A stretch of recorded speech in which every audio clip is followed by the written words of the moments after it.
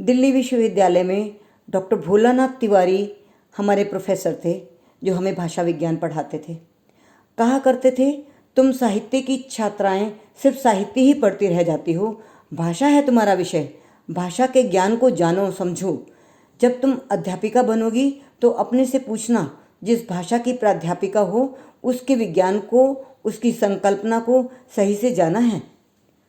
हम उनके शब्दों को सुनते, थोड़ी कोशिश करते और फिर हम बह जाते साहित्य की तरफ। हमने साहित्य ही पढ़ा। किंतु नियति ने पश्चिम बंगाल के दुर्गापुर शहर में भेज दिया। दुर्गापुर अहिंदी भाषी क्षेत्र में हिंदी की कोई अध्यापिका ही नहीं थी। स्टील टाउनशिप में कॉन्वेंट स्कूल में सभी बच्चे इंजीनियरों की औलाद थे। स्पर्धा इतनी कि आधे अंक के लिए छात्राएं रो रो कर आंखें सुजा लेती हैं। पर हिंदी का क्या करें? इस एक विषय के कारण अधिक नंबर ना आने पर परीक्षा में डिवीज़न खराब हो जाती। एक मैट्रिक पास पंजाबी भाषी टीचर कहीं से मिली थी जो काम चला रही थी। बस हुआ यह कि पूरे स्कूल की बागडोर मुझे थमा दी गई, अब इन बच्चों को हिंदी पढ़ाओ। मैंने तब दुर्गापुर से डॉक्टर भोलानाथ तिवारी को चिट्ठी लिखी। उनका सुझाव था, सारा कोर्स बदल डालो, अहिंदी भाषी बालाओं के लिए व्याकरण लिखो।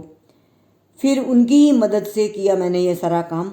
5 साल में NCERT की दिल्ली से सारी पुस्तकें ले गई, खुद व्याकरण बनाया, क्योंकि सबसे कठिन काम था वर्तनी की अशुद्धियों को ठीक करना। हम आपको बोला था ना, ऐसे नहीं चलेगा, इस तरह के वाक्य उन्हें गलत ही नहीं लगते थे। एक नियम बना लिया था मैंने, रोज़ एक श्रुतलेख ज़रूरी है। पर रोज़ रोज़ से कहाँ से लाती मैं लिखने के लिए? उनको श्रुतलेख देने के लिए मैं अपनी ही स्वसृजित भाषा बोलती जाती व छात्राएं मुग्ध हो लिखती जाती। लिखते लिखते वो सब साहित्यमय हो गई। और एक दिन मैं दुर्गापुर छोड़ आई।